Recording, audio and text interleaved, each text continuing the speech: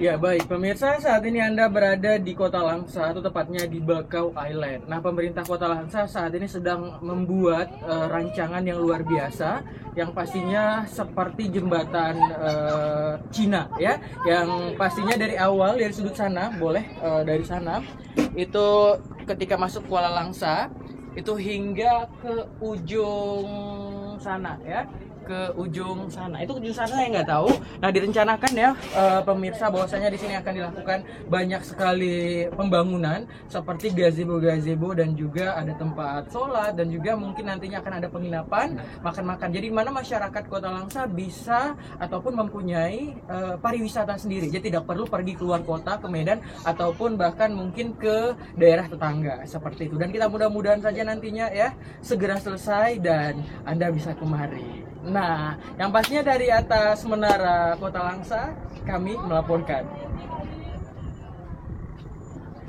Berat ini. Tunggu dulu, kelilingin dulu. Apanya lo sibuk kali pun? Ah. Kami menampaknya.